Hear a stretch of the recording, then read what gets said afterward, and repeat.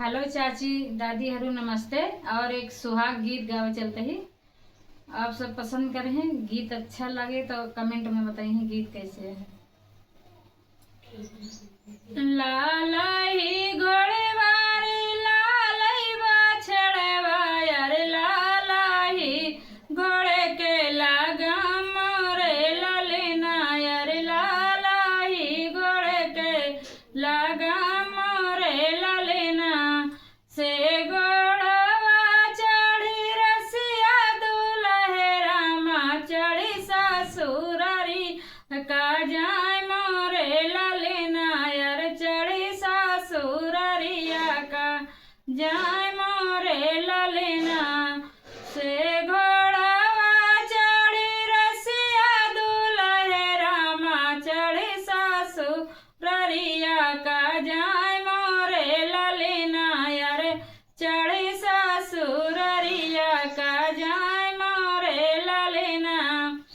रैया माँ मिली गाय सरिवा कावन रामा धैलिए घोड़े के लगाम मोरे ललना यार धैलिए घोड़े के लगाम मोरे ललना कि तू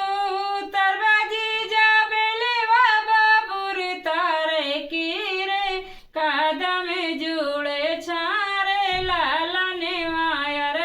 कीरे कदम जुड़े छारे लालनेवा कि तू तरबाजी जाबेले बाबूर तारे कीरे कदम जुड़े छारे लालनेवा यार कीरे कदम जुड़े छारे लालनेवा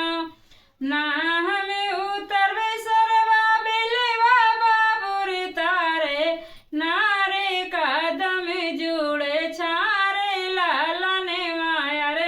नारे कदम जुड़े छारे लालनेवा ना हमें उतरवे सरवा बेलेवा बाबूर तारे नारे कदम जुड़े छारे लालनेवा यार नारे कदम जुड़े छारे लालनेवा हमें तो उतरवे सरवा ससुरों के माड़ो यार जहाँ मिल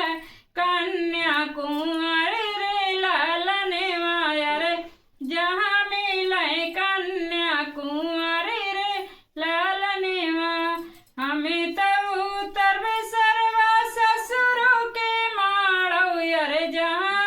मिल कन्या कुंवर रे लालनेवा यार जहाँ मिले कन्या कुंवारी रे लालनेवा ससुधर अटुका बहिनु धरई पटुका यार धना धरई घोड़े के लगाम रे लालनेवा यार धना धरई घोड़े के लगाम रे लालनेवा ससुधर